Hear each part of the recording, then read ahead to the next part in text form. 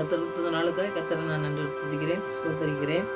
இன்றைக்கு நம்ம யோசுவாவை ஆண்டவர் அழைக்கிறார். மோசேக்கு அடுத்தது மோசே கானான்குள்ள கொண்டு போய் விட்டார். அதை பங்கிட்டு கொடுக்கணும். அதில் நிறையா சிக்கல்கள்லாம் வரும், அதெல்லாம் நீ தான் செய்யணும் அப்படின்னு சொல்லி மோசே கூட உண்மையாக இருந்த யோசுவா, அந்த யோசுவாவை அதுக்கு அடுத்தது ஆண்டவர் கர்த்தர் அழைக்கிறத நம்ம இன்றைக்கி அவருடைய அழைப்பு எப்படி இருந்தது, அவரை என்ன செய்ய சொன்னார், அவர் எப்படி செய்து முடித்தார் கடைசியில் அப்படிங்கிறத தியானிக்கும் பொழுதே அவருடைய வாழ்க்கையில் எப்படி செஞ்சார் நடத்தினாருங்கிறத நம்ம தியானித்து நம்முடைய வாழ்க்கையிலே ஆண்டவர் அற்புதத்தை செய்ய இன்றைக்கி நம்ம அர்ப்பணித்து ஜெயிப்போம். இந்த காரியத்தை நம்ம தியானிக்கும் பொழுது ஆண்டுடைய ஆவியானவர் நம்மளோட கூட பேச ஜெயிப்போம். நல்ல தகப்பனே நமக்கு நன்றி செலுத்துகிறோம் சுவாமி. இந்த நாட்டில் யோசுவாவை பற்றி நாங்கள் தியானிக்கும் பொழுது ஆண்டவரே நீங்கள் அழைத்த அழைப்புக்கு எப்படி ஆண்டவரே இருக்க வேண்டும், எப்படி செய்ய வேண்டும் என்று எல்லாவற்றையும் கற்றுக் கொடுத்து நான் உன்னை விட்டு விலகுவதில்லை, என்னை கைவிடுவதில்லை என்று சொல்லி கடைசி வரை நடத்தினீரே சுவாமி. அதுபோல் எங்களையும் அர்ப்பணிக்கிற அந்த அர்ப்பணிப்புகளை அழைத்து எங்களை நடத்த வேண்டுமாய் உங்களுடைய கருத்தில் அர்ப்பணிக்கிற சுவாமி. இடையில எத்தனையோ பிரச்சனைகள் வந்தாலும் அதிலும் ஆண்டவரே உண்மையாக இருந்து ஆண்டவரை மாத்திரம் நோக்கி பார்த்து அவரை நோக்கி பார்த்த முகங்கள் பிரகாசம் அடைந்ததுன்னு சொன்ன வார்த்தையின்படி அவருடைய வார்த்தைக்கு கீழ்ப்படிஞ்சு நடந்த அந்த யோசுவா கூட இருந்து ஆண்டவரை கடைசி வரை நடந்து நானும் என் வீட்டாருமோ கர்த்தரையே செவிப்போம் என்று சொன்ன வார்த்தைகளை சொல்லி ஜெபிக்க ஆண்டவரே அந்த மகனுக்கு கொடுத்தீங்களே அந்த ஆண்டவரே மனிதனை நீங்கள் பயன்படுத்தி நடத்தினீரே சுவாமி. அதுபோல் எங்களுடைய வாழ்க்கையிலும் ஆண்டவரே நாங்கள் உண்மையாக கடைசி வரை நின்று ஆண்டவரை ஜெபிக்கிற பிள்ளைகளாய் காணப்பட கிருபை செய்யுங்க. அப்படிப்பட்ட காரியங்களை இந்த நாளில் கற்றுக்கொள்ளும் பொழுது ஆண்டவரே எங்களுடைய வாழ்க்கையிலும் எத்தனையோ பிரச்சனைகள் எத்தனையோ பாரங்கள் எங்களை தாக்கினாலும் தேவன் அழைத்திருக்கிறார் என்ற நோக்கத்தை நாங்கள் அறிந்து கொண்டு அதற்கு கீழ்ப்படிந்து நடக்க எங்களை கற்றுத்தந்து வழிநடத்தமாக ஜெபிக்கிறோம். ஒரு பிள்ளைகளும் அர்ப்பணிக்கட்டும், அற்புதமாய் நடத்தி செல்லுங்க. துதிக்கிற மயம் எல்லாம் நமக்கே செலுத்துகிறேன். இயேசு ராஜன் நாமத்தில் ஜெபங்கள் நல்ல பிதாவே, ஆமென். ஒரு பாடல் பாடி வசனம்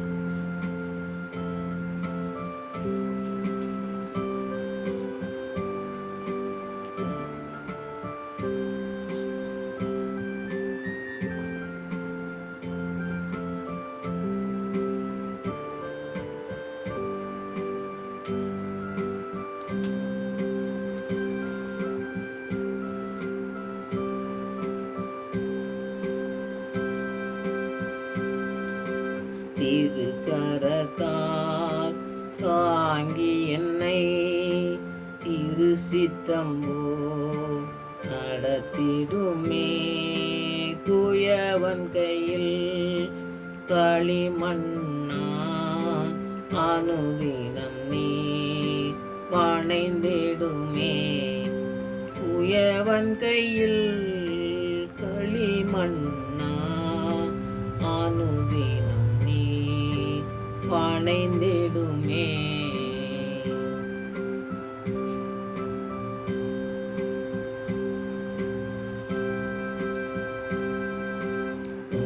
வசனம் தியானிக்கையில் இதயமதில் ஆறுதலே.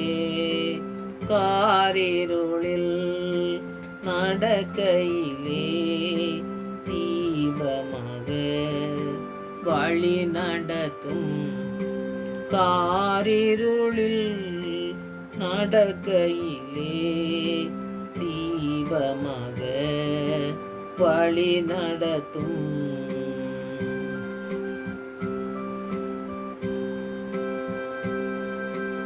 ஆழ்கடலில் அலைகளினால் அசையும் போது என் படகில் ஆத்ம நண்பர் இயேசு உண்டே. சேர்ந்திடுவேன் அவர் சமூகம். ஆத்ம நண்பர் இயேசு உண்டே. சேர்ந்திடுவேன் அவர் சமூகம்.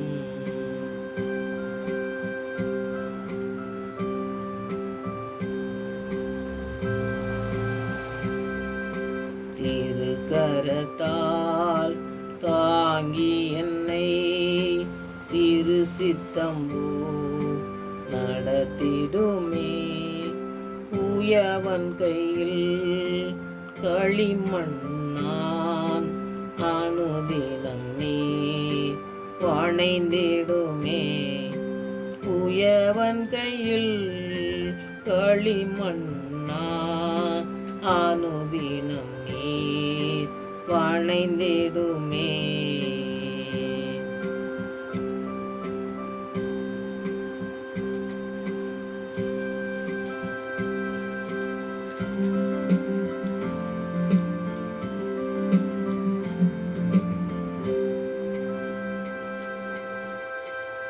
இன்னைக்கு யோசுவாவை எப்படி அழைச்சாரு, எப்படி நடத்தினாரு அப்படிங்கிறத பற்றி தியானிக்கலாம். மோசேக்கு அடுத்தது ஆண்டவர் என்ன செய்கிறாரு, யோசுவாவை அழைக்கிறார். யோசுவாவை அழைக்கும் போது பாருங்கள், அவர் மரித்து போனான். இந்த தாசனாகிய இந்த 2வது வசனம் யோசுவாவில் 1வது அதிகாரத்தில் 2வது வசனம் பார்த்தீங்கன்னா, இந்த தாசனாகிய மோசே மரித்து போனான். இப்பொழுது நீயும் இந்த ஜனங்கள் எல்லாரும் எழுந்து இந்த யோர்தானை கடந்து இஸ்ரவேல் புத்திரருக்கு நான் கொடுக்கும் தேசத்துக்கு போங்கள். இங்கே மோசே சொன்னபடி உங்கள் காலடி மிதிக்கும் எவ்விடத்தையும் உங்களுக்கு கொடுத்தேன். வனாந்திரமும் இந்த 9வது வசனம் வரைக்கும் பார்த்தீங்கன்னாக்கி ஆண்டவர் சொல்கிற காரியங்களை நீங்கள் படிக்கலாம். எவ்விடத்தையும் உங்களுக்கு கொடுத்தேன்னு சொல்லி வனாந்திரம் அந்த இடத்துக்குலாம் போகணும். அந்த இடத்துக்கு போகும்பொழுது எப்படிலாம் இந்த பிரச்சனைகள் வர்றதுக்கெலாம் என்ன நடக்குங்கிறது. ஏன்னா மோசே கூட இருந்த யோசுவாவுக்கு அந்த இஸ்ரேல் மக்கள் எப்படி நடப்பாங்கிறது தெரிஞ்சதுனால இவருக்கு அவங்கள போகிறதுக்கு இஷ்டம் கிடையாது. போகிறதுக்கு அவர் மோசே தட்டுக்கிடுச்சார்ல, அது மாதிரி போகிறதுக்கு அவருக்கு விருப்பம் இல்லைனால ஆண்டவர் அவரை தைரியப்படுத்தி எப்படி நடத்தணுங்கிற காரியத்தை சொல்லி கொடுக்குறாரு. அதை தான் அந்த வசனத்தில் நம்ம தியானிக்கலாம். 5வது வசனத்தில் சொல்கிறாரு ஆண்டவர் முக்கியமான காரியங்களை நம்ம படிச்சிட்டோம்னாக்கி அதே நம்ம ஆண்டவருக்குள்ள இன்னும் அதிகமாக வர்றதுக்கு இந்த வசனத்துக்குள்ளே தியானிக்கிறதுக்கு நிறைய காரியங்களை நம்ம கற்றுக்கொள்ள முடியும்.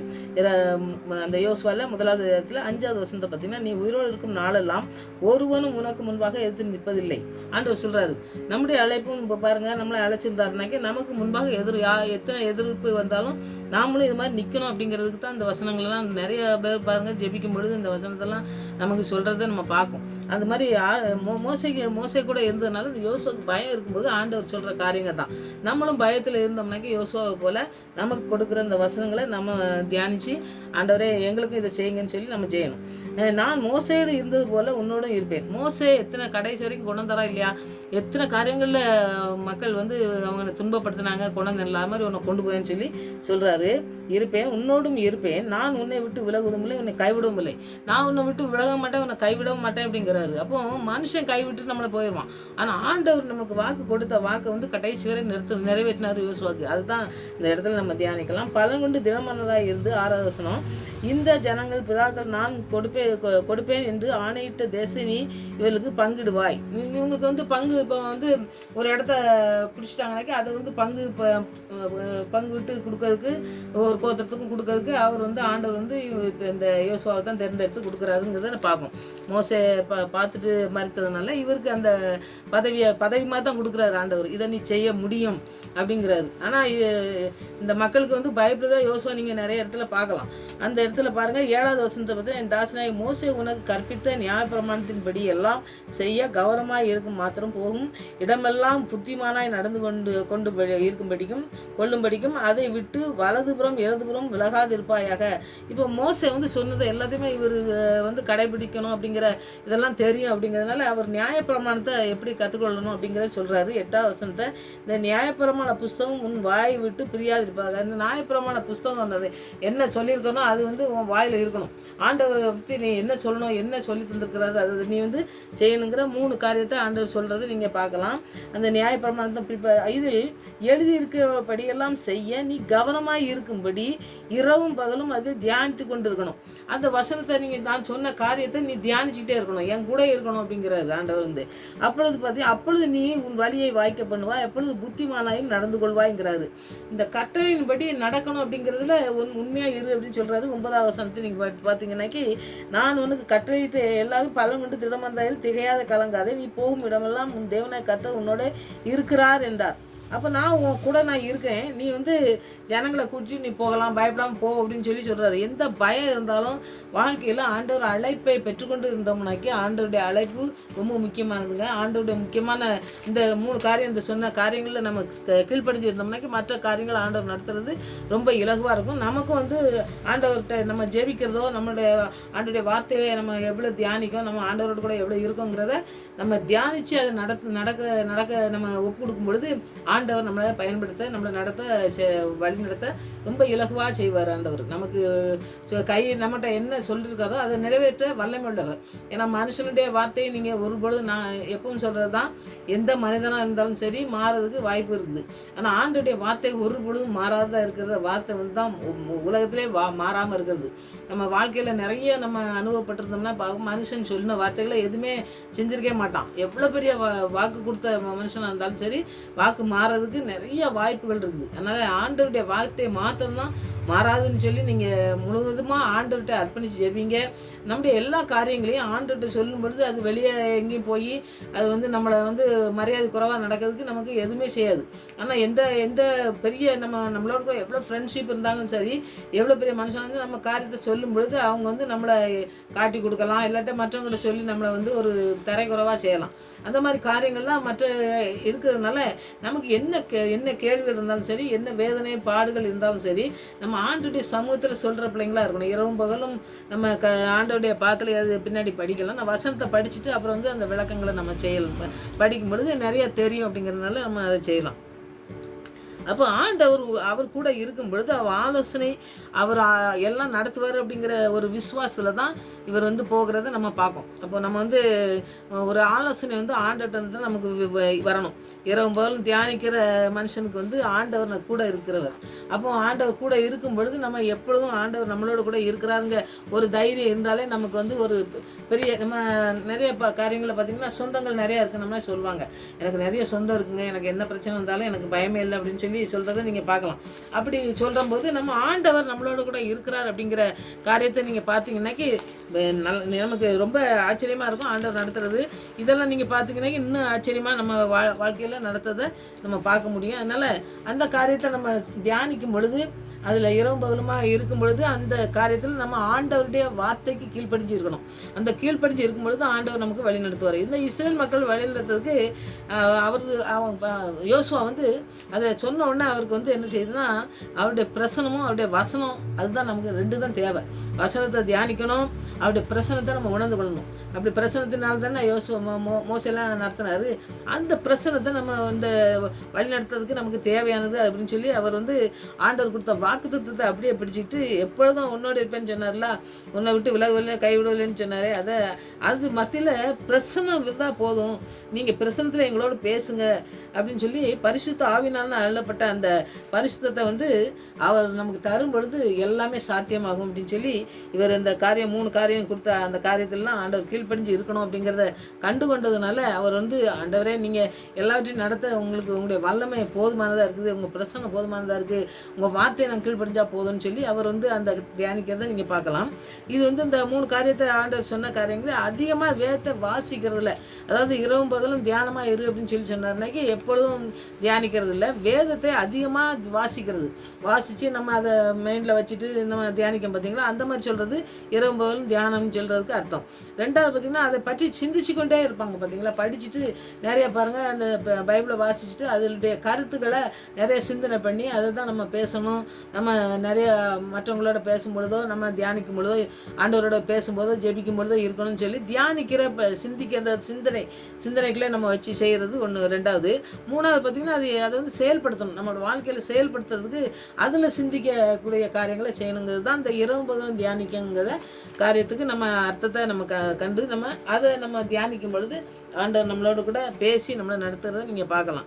அந்த இஸ்ரேல் மக்களை நடத்துறதுக்கு இத்தனை காரியங்கள் இருந்ததுனால ஆண்டவர் எப்படி நடத்தி செல்வாருங்கிற காரியங்களை நம்ம அவர் வந்து கண்டுகொண்டு அதில் தைரியமாக போகிறதுக்கு அவர் வந்து மோசே மாதிரி ரொம்ப அவர் வந்து போக மாட்டேன் அப்படின்லாம் ஆண்டவர்கிட்ட போய் ஒரு பெரிய வாக்குவாதம்லாம் பண்ணலை. அவர் வந்து சொன்னோன்னே இத்தனை காரியம் நமக்கு ஆண்டவர் சொல்லியிருக்காரு. நம்ம ஆண்டவர் பிரசனம் இருந்தது, ஏற்கனவே மோசே கூட இருந்ததுனால எல்லாமே தெரியும். அதனால் நம்ம நடத்தி செல்வதற்கு போதுமானவர் இருக்கார் அப்படின்னு சொல்லி அவர் வந்து தைரியமாக சென்றதை நீங்கள் பார்க்கலாம். யோசுவாவை பற்றி நான் சொன்ன மாதிரி மோசையை பற்றி அதெல்லாம் பற்றி நிறைய நம்ம படிக்கிறதுக்கு நிறைய இருந்தாலும் நம்முடைய குறிப்பான காரியங்களை மாத்திரம் நான் தியானிக்கிறதுக்கு தான் நான் எடுத்து நம்ம படிப்போம். அடுத்தது வந்து பார்த்திங்கன்னா அந்த வசனங்களை முதல் அதிகாரத்தை விட்டுட்டு நான் இந்த 5 அதிகாரத்தை தாண்டி 6வது அதிகாரத்துக்கு நான் வர்றேன்.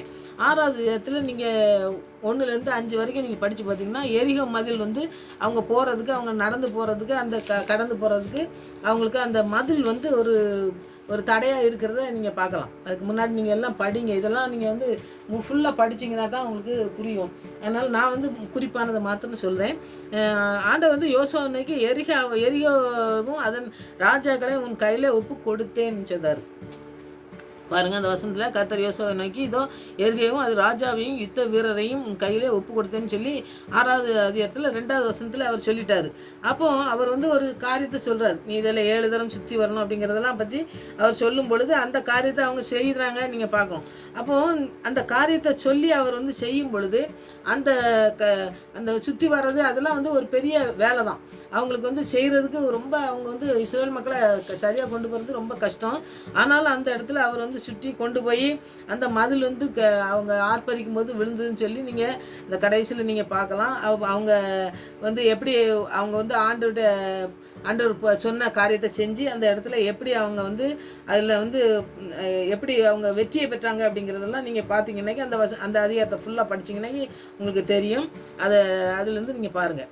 அது வந்து அந்த மதில் வந்து அவங்களுக்கு மாத்திரம் இல்லை, அந்த ஒரு மதில் கட்டியிருந்தாங்க பார்த்தீங்களா, அந்த மதிலை பற்றி கொஞ்சம் காரியங்களை நான் சொல்லிவிட்டு அடுத்த ஸ்டெப்புக்கு போகலாம். அதுக்கு அடுத்து நீங்கள் அவங்க வெற்றி அடைஞ்சதெல்லாம் நீங்கள் படிச்சிருப்பீங்க நிறைய. இந்த யோசுவாவை பற்றி படிச்சிங்கன்னா தெரியும். அதனால் அதை நீங்கள் படிச்சுக்கோங்க.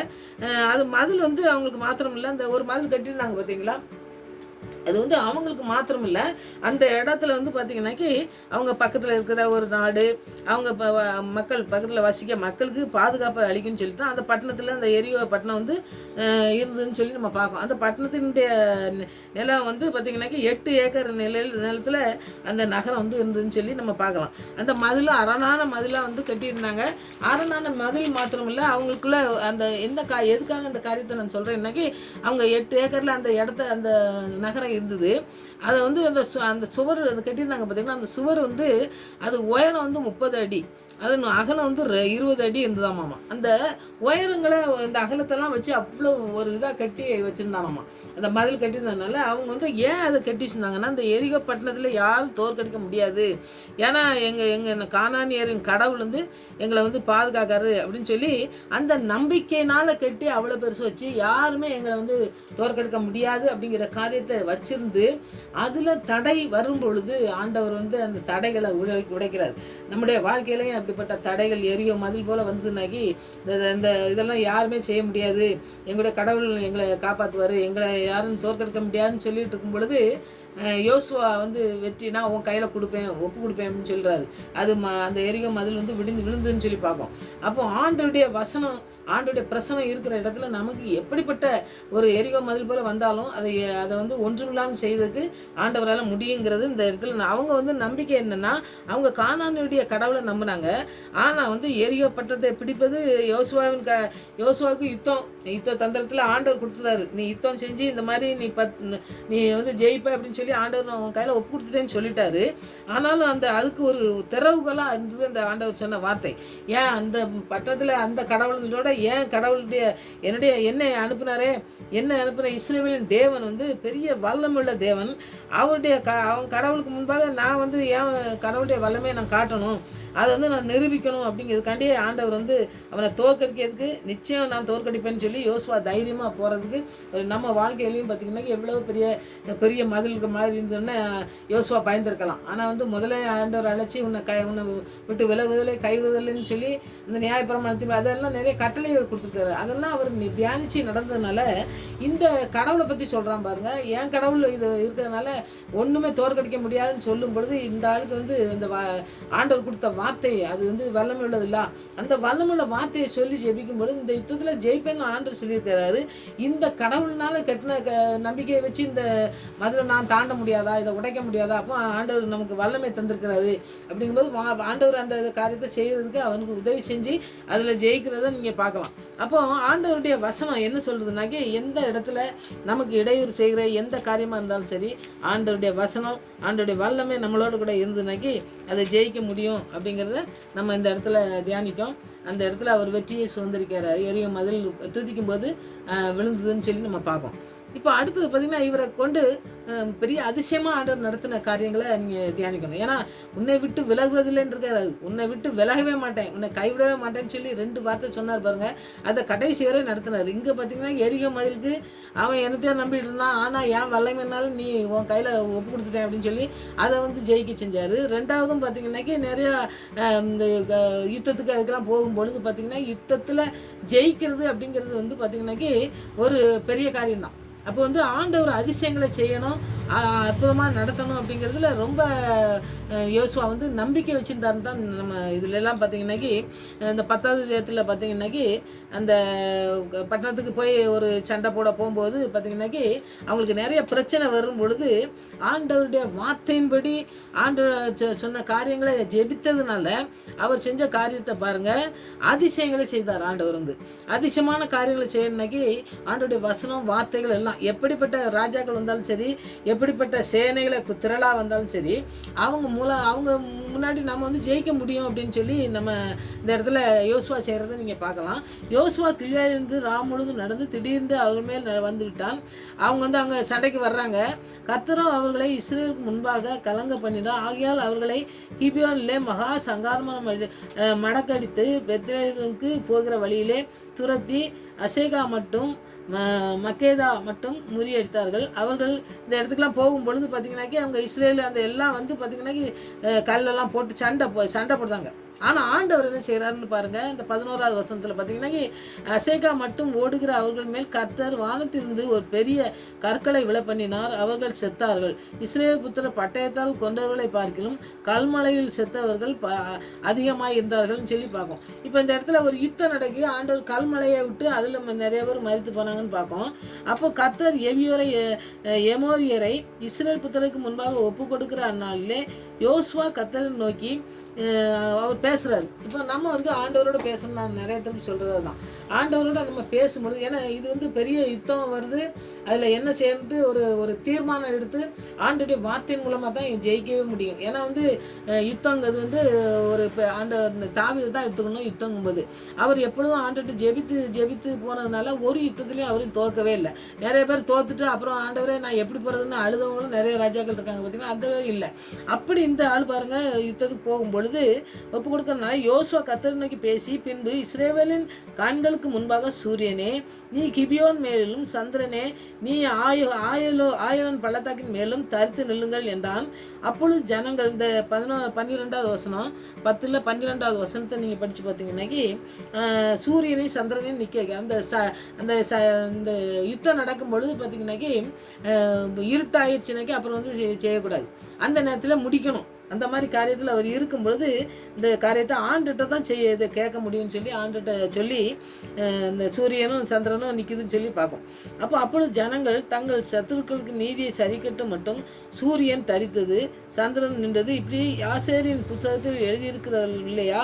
அப்படியே சூரியன் அதை அஸ்தமிக்க தீவிரியாமல் ஏறக்குறைய ஒரு பகல் முழுவதும் நடுவானத்தில் நின்றது. இப்படி கர்த்தர் ஒரு மனிதனுடைய சொல் கேட்ட அந்த நாளை யுத்த நாள் அதற்கு முன்னும் இல்லை அதற்கு பின்னும் இல்லை. கர்த்தர் இஸ்ரவேலுக்காக யுத்தம் பண்ணினார். அப்போ ஆண்டவர் யுத்தம் பண்றாரு. ஆனா யுத்தம் பண்ணும் பொழுது இடையில வர பிரச்சனைகளுக்கு ஆண்டவர்கிட்ட பதில் கேட்கறதுக்கு அவன் செய்யறத பாருங்க. ஆண்டவர் வந்து இந்த சூரியனே நிறுத்தான்னு ஒரு சுற்றி வர்றதே வந்து அதாவது சுற்றி அப்படியே நிறுத்தலை அப்படின்னு சொல்லி நம்ம விளக்க பைபிள்லாம் படித்து பார்த்தீங்கன்னாக்கி நிறைய பேர் எழுதியிருக்கிற விளக்கங்களை படிச்சிங்கன்னாக்கி இந்த சுற்றுறதை நிற்காம அதனுடைய இந்த காரியங்களை நீங்கள் பார்த்தீங்கன்னாக்கி அந்த யோசுவா அந்த சூரியன் சுற்றி வரும் பொழுது அதை வந்து திசையை மாற்றி விட்டார். அது ஒரு சுற்றி வரும்பொழுது நீங்கள் நிறைய படிச்சிருவாங்கன்னா தான் தெரியும். அந்த சூரியன் அப்படியே சுற்றி வந்துகிட்டே இருக்கும் பார்த்தீங்களா, அந்த இடத்த அப்படியே நிறுத்தாமல் அந்த திசையை கொஞ்சம் நிறுத்தி பகல் முழுதும் அப்படியே நிறுத்தி வச்சதுனால இன்றைக்கி விஞ்ஞானிகள்லாம் கண்டுபிடிக்கும் பொழுது அது எதுவுமே கண்டுபிடிச்சிட மாதிரி தெரியல அப்படின்னு சொல்லி நம்ம நிறைய இடத்துல பார்ப்போம். அப்போ அவர் வந்து நேரத்தை அதிகரிக்க, அதாவது பகல் நேரத்தை அதிகரிக்க தேவன் பயன்படுத்திய திட்டமாக என்ன அதுவும் என்னன்னு தெரியல. அது பூமியின் சுழற்சி இருக்கு பார்த்தீங்கன்னா, அது தாமதப்படுத்தி இருக்க அதுவும் வந்து என்னன்னு தெரியல. பூமி அச்சு தண்டில் சூரியன் அஸ்தமிக்கிற வடக்கு திசையில் அதை வந்து சுழட்டி அதை சூரியன் கதிர்கள் வந்து திசையை நோக்கி மாற்றி இருக்கலாம் அப்படிங்கிற ஒரு காரியம் மட்டும் சரின்னு சொல்லி இருந்துக்காங்க. எந்த முறையில் அதிசயம் நடந்தாலும் ஆண்டவர் வந்து பகல் நேரத்தை ஒரு நேரத்தை வந்து அதிகரித்து அந்த இடத்துல ஓடாதபடி நிறுத்தி வச்சார். அவங்க ஜெயிச்சாங்கன்னு சொல்லி நம்ம பார்க்கணும். அப்போ உலகம் அனைத்தையும் என்ன மாதிரி ஆண்டவர்னு சொல்லி நம்ம பார்த்தா தான் அதை வந்து நமக்கு தெரியும். அதுதான் நம்ம தியானிக்கும். அவருடைய வல்லமை தான் உலகத்தை வான மண்டலத்தை எல்லாத்தையும் படைத்தவர். அவர் ஏக்கத்தில் அவர் நியமித்த தேவன். அதை நம்முடைய நோக்கத்தை எப்படி நம்மளோட நோக்கத்தை நடத்தணும்னு சொல்லி அதை நிறைவேற்றி அதை வந்து ஏற்காமல் எந்த இடத்துல அவங்கள வந்து அதை செய்ய விடாதபடி தடை செய்யுதோ அந்த தடைகளை நீக்கிறதுக்கு அவர் வல்லமை உள்ளவர். அவர் கர்த்தருக்கு அந்த வல்லமை இருக்குன்னு சொல்லி நம்ம தியானிக்கணும். அந்த யோசுவா வந்து அதை தான் தியானிச்சாருன்னு பார்ப்போம். கடைசி வரை பார்த்தீங்கன்னா அவருடைய வல்லமை, அவர் எல்லாத்தையும் செய்து முடிக்கன்னு சொல்லியிருக்காரு. அவர் நடத்துவார் அப்படிங்கிற காரியத்தில் தான் இந்த சூரியனை தரித்து நிற்க செஞ்ச இந்த மாதிரி ஒரு ஆண்டவர் மனுஷனுடைய சொல்ல கேட்டு சூரியனை நிறுத்தினது, சந்திரனை இது பண்ணுறது இல்லவே இல்லைன்னு சொல்லி போட்டிருக்கு. மோசே முகமுகமாக தரிசித்தது போல் யாருமே இல்லைன்னு சொல்லி சொன்ன மாதிரி இவரையும் பாருங்கள் இந்த மாதிரி சொல்கிறாரு. ஒரு சூரியனையும் அது செஞ்ச காரியங்கள் ஒரு பெரிய அதிசயமான காரியத்தை செஞ்சார். அந்த காரியத்தை செஞ்சதுனால கடைசியாக நம்ம யோசுவாவை பற்றி படிக்கணும்னாக்கி 24வது அதிகாரத்தில் 15வது வருஷத்தை நீங்கள் படிச்சிங்கனாக்கி நானும் என் வீட்டாருமோ கர்த்தரையே சேவிப்போம் என்றால் நம்முடைய வாழ்க்கையில் வந்து என்ன செஞ்சுக்கோம், என்ன சிந்திக்கும், எப்படி நம்ம கர்த்தரை நோக்கி ஜெபிக்கும், ஆண்டவருடைய வார்த்தைக்கு நம்ம கீழ்ப்படிஞ்சிருக்கோமா, இரவும் பகலும் தியானிக்குன்னு சொல்லி அப்படி அந்த வசனத்தில் இருந்தோம்னாக்கி எப்படி யோசுவாவை நடத்தினார், யுத்தத்தில் நடத்தினார், நிறைய காரியத்தில் நடத்தினார். நீங்கள் பார்க்கலாம். நான் குறிப்பிட்ட ஒரு காரியத்தை தான் சொல்லியிருக்கேன். இந்த சூரியன் நிறுத்துறது ரொம்ப முக்கியமானது. அப்புறம் பார்த்தீங்கன்னாக்கி அந்த எரிக்கை மதில் விழுந்ததும் ரொம்ப முக்கியமானது. அந்த 2 காரியமும் ரொம்ப முக்கியமான ஆண்டவர் செஞ்ச காரியம். ஆனால் ஆண்டவர் இவ்வளோ செஞ்சு இவ்வளோ நடத்தினார், எல்லாத்துக்கும் பங்கு வச்சு எல்லாம் செஞ்சார். கடைசி வரை எல்லாத்துக்கும் எப்படி கொடுக்கணுங்கிறத ஒரு சண்டையும் வராதபடி பங்கிட்ட ஒரு யோசுவா. கடைசி வரை ஆண்டவர் என்னத்துக்கு அழைச்சாரோ அதை செஞ்சு முடித்த யோசுவா கடைசியில் சொல்கிறது, நானும் என் வீட்டார் தான். அவர் வீட்டார்னா கர்த்தரை செய்ப்போங்க. மற்றவங்கள்ட்ட சொல்கிறாங்க, கூப்பிட்டு வச்சு அவர் மரித்து போவேன்னு சொல்லும் பொழுது நாங்கள் உங்கள் கர்த்தரை தான் நான் செய்ப்போம், வேறு யாரையும் நாங்கள் வணங்க மாட்டோம் அப்படின்னு சொல்லி வாக்கு கொடுப்பாங்க. ஆனால் யோசுவாவுக்கு அந்த நம்பிக்கை இல்லை. நம்ம இருக்கிற வரைக்கும் தான் அதுக்கப்புறம் செய்யணும்னா. அதே மாதிரி யோசுவா மரித்த பிறகு பார்த்தீங்கன்னாக்கி அவங்க இஸ்ரேல் மக்கள் பூரா பார்த்தீங்கன்னா அந்த விக்கிர ஆராதனைக்கு போயிட்டாங்க அப்படின்னு சொல்லி நம்ம பார்ப்போம். அப்போ ஆண்டவரை சேவித்த ஒரு யோசுவாவுக்கு எப்படிப்பட்ட வாழ்க்கையில் நடத்தினார், எப்படி கடைசி வரை நடத்தினார்னு பாருங்கள். ஆனால் அது கூட எத்தனையோ நடத்தி சென்ற மக்களுக்கு வந்து அந்த அறிவு இல்லாதபடி தான் இருந்தாங்க. அதனால் இஸ்ரேல் மக்கள் வந்து நிறைய காரியங்களை தவறு பண்ணதுனால தான் ஆண்டவருடைய ஆசீர்வாதத்தை இழந்து போனாங்க. ஆனால் ஆண்டவர் வந்து செய்யக்கூடிய காரியங்களை அவங்களுக்கு அந்த தவறுகள் செஞ்சாலும் அவங்கள எப்படி நடத்தணும்னு சொல்லி அவர் நடத்தி அவங்கள கடைசி வரைக்கும் நடத்திட்டார். எங்கே கொண்டு விடணும், எங்கே ஆசீர்வாதமாக இருக்கணுங்கிறதெல்லாம் செஞ்சார். அதுக்கு பின்னாடி பார்த்தீங்கன்னாக்கி அவங்களுடைய வாழ்க்கை பூரா நிறைய காரியங்கள் நீங்கள் படிச்சிங்கனாக்கி அடுத்தது நியாயாதிபதிகள் யோசுவாலாம் பார்த்தீங்கன்னாக்கி தீர்க்கதரிசிக்கு அடுத்த தீர்க்கதரிசி இவர் பங்கிட்டு எல்லாம் கொடுக்க வந்தார். எல்லாம் தீர்க்கதரிசியில் அனுப்புனாங்க. எல்லாரும் வந்து பார்த்தீங்கன்னாக்கி ஆசாரியனுக்கும் பயப்படல, தீர்க்கதரிசிக்கும் பயப்படல. கடைசியில் நியாயாதிபதியை ஆண்டவர் அனுப்புறதை நீங்கள் பார்க்கலாம். அப்புறம் நியாயாதிபதிகள் தான் இந்த அடுத்தது வந்து என்ன நியாயம் இருக்காங்க அப்படின்னு சொல்லி நம்ம அடுத்தது படிக்கலாம். ஆனால் யோசுவா காலத்தில் வந்து பங்கிட்டு கொடுத்து அவருடைய வாழ்க்கையில் நோவா காலத்தை போல் அவர் குடும்பத்தை காத்து கொண்டார். பரிசுத்தமாக காத்து கடைசி வரை அவரை மாத்திரம் சேவிப்பேன்னு சொல்லி சொல்கிறக்கூடிய ஒரு வார்த்தை தான் ரொம்ப முக்கியமானதுங்க. அதுபடி இஸ்ரேல் மக்கள் யாருமே நடக்கவே செய்யலை. அது ரொம்ப துக்கமானது. அப்படி நடக்கக்கூடாது அப்படிங்கிறது தான் ரொம்ப முக்கியமாக நம்ம தியானிக்கணும். யோசுவாவை போல நம்ம வாழணும். யோசுவாவை போல நம்ம நோவாவை போல நம்ம குடும்பத்தை காப்பாற்றுறது மாத்திரமே நம்ம குடும்பத்தின் மூலம் அநேக பிள்ளைகள் எழும்பதுக்கு நம்ம இந்த நாட்களில் ஆண்டவர் ஆசீர்வாதத்தை தந்திருக்காரு. அந்த ஆசீர்வாதத்துக்குள்ளே கடந்து செல்ல இன்னைக்கு அர்ப்பணிப்போம். ஆண்டவர் பெரிய காரியங்களை செய்வார். ஆமென். ஜெயிப்போம். திருப்பாதம் நம்பி வந்தே கிருபை நிறை இயேசுவே தமதன்பை கண்டடைந்தே தேவ சமூகத்திலே அவர் அன்பை கண்டடைந்தே தேவ சமூகத்திலே. ஆம் சுவாமி, உங்க சமூகத்திலே இருந்து உம்மை ஆராதிக்கவும் உண்மை நீ சொன்ன வார்த்தைகளுக்கு கீழ்ப்படியும் நியாயப்பிரமாணத்துக்கு கீழ்ப்படிந்து இரவும் பகலும் உடைய வேதத்திலே தியானமாக இருந்து அதிலே எப்பொழுதும் ஆண்டவரை யோசித்து கொண்டு செயல்படுத்துறதுக்கு நாங்கள் ஆண்டவரை ஒவ்வொரு நாளும் அர்ப்பணித்து ஜெபிக்கிற பிள்ளைகளாக காணப்படும்போது ஆவியானவர் எங்களுக்கு உதவி செய்து எங்களை வழிநடத்த வல்லமுள்ளவராக இருக்கீங்க. அதுக்காக உங்களுக்கு நன்றி செலுத்துகிற சுவாமி.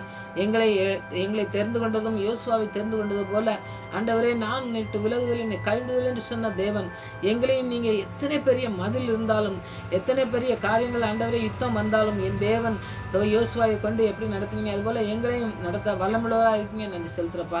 கேட்குற பிள்ளைகளுக்கு எத்தனை பெரிய மதில் போல பிரச்சனைகள் இருந்தாலும் சரி ஆண்டவரே, எத்தனை யுத்தங்கள் ஆண்டவரே சரீரத்தில் இருந்தாலும் அவருடைய வாழ்க்கையில் இருந்தாலும் எல்லாவற்றையும் சரி செய்ய என் தேவனுக்கு வல்லமை உண்டு என்று யோசுவா கடந்து சென்றாரே அதுபோல் கடந்து செல்ல எங்களுக்கு நீங்கள் உதவி செய்கிற நாட்களாக இந்த நாட்கள் மாறட்டும் ஆண்டவரே. இந்த நாட்கள் எங்களுடைய வாழ்க்கையில் ஒரு புதிய மாற்றத்தை தந்து ஆண்டவரே உங்களுடைய வசனத்துக்கு கீழ்ப்படுகிற பிள்ளைகளா தியானிக்கிற பிள்ளைகளா அதுக்கு அதை செயல்படுத்துகிற பிள்ளைகளா எங்களுடைய வாழ்க்கையில அதை கற்றுக் கொடுக்கிற பிள்ளைகளாய் காணப்பட தேவன் ஒப்பு கொடுக்குற பிள்ளைகளை ஒவ்வொரு பிள்ளைகளையும் ஆசீர்வதித்து வழிநடத்தணுமா ஜெபிக்கிறப்பா. இந்த நாட்களில் அப்படியே நீ பேசி வழிநடத்தின தேவக்காக நன்றி செலுத்துகிறோம். இன்னமும் நடத்த போறதுக்காக நன்றி செலுத்துகிறோம். எத்தனையோ தீமையான காரியங்களை சத்துரு கொண்டு வரும் பொழுது எங்களுக்கு விலைக்கு காத்து எங்களை வழிநடத்துகிற ஒரு நல்ல பிரசனம் எங்களோடு கூட இருக்கிறபடியா நன்றி செலுத்துறப்பா. அப்படியே நீங்கள் உங்கள் பிரசனத்தினால் எங்களை நடத்தி செல்லுங்க ஆண்டவரே. உங்களுடைய கரத்தினால் எங்களை தூக்கி நடத்துங்க ஆண்டவரே. உங்களுடைய வல்லமையினால் எங்களை நடத்துங்க ஆண்டவரே. உங்களுடைய ஆண்டவரே ஆணி பாய்ந்த கரத்தினால் எங்களை தாங்கி வழிநடத்துங்க சுவாமி. சுமந்து செல்கிற தேவனாய் அணைத்துக் கொள்கிற தேவனாய் எங்களோடு கூட இருக்கிறபடியா நன்றியோடு துதிக்கிற ஸ்தோத்திரிக்கிறப்பா. எங்களுடைய பிள்ளைகளை மாத்திரமல்ல ஆண்டவரே அநேக பிள்ளைகளை ஆசீர்வதிக்கிற பிள்ளைகளாய் காணப்பட எங்களுடைய பிள்ளைகளை ஆசீர்வதியும் என்று ஒப்பு கொடுக்கிற ஒவ்வொருடைய பிள்ளைகளையும் ஆண்டவரை ஆசீர்வதித்து வழிநடத்தமா ஜெபிக்கிறோம். இந்த கருத்தில் அர்ப்பணிக்கிற சுவாமி. ஜெபிக்க மறந்ததையும் நீங்கள் தந்து நாங்கள் கேட்க மறந்ததை அநேகர்கள் ஆண்டவரே நீங்கள் எங்களுடைய வாழ்க்கையில் என்ன திட்டம் வச்சிருக்கீங்களோ என்ன சித்தம் செய்ய வைத்திருக்கீங்களோ அதுக்கு நாங்கள் அர்ப்பணித்து ஜெபிக்க அதை நாங்கள் முற்றிலுமாய் ஆண்டவரே அதை பெற்றுக்கொண்டு ஓடி ஜெயிக்கிற பிள்ளைகளாய் காணப்பட தேவன் கிருபை செய்யமா ஜெபிக்கிறோம். யோசுவாவுக்கு உதவி செய்த தேவன் எங்களுக்கும் வல்லமையாய் உதவி செய்ய வல்லமுள்ளவராக இருக்கீங்க என்று அர்ப்பணிக்கிறோம். ஒப்பு கொடுத்த ஒவ்வொரு பிள்ளைகளையும் ஆசீர்வதிங்க பொறுப்படுத்துக்கோங்க. எங்கள் ஜெபத்துக்கு பாய் கொடுத்தபடியா நன்றி. மறுபடியும் உங்கள் சமூகத்தில் வருமாறு எங்களை காத்து வழிநடத்தமா ஜெபிக்கிறேன். துதி கனமாய் மேல் நாம கேசப்படுறேன். ஏசுரச்சன் நாமத்தில் ஜெபங்கள் நல்ல பிதாவே. ஆமென்.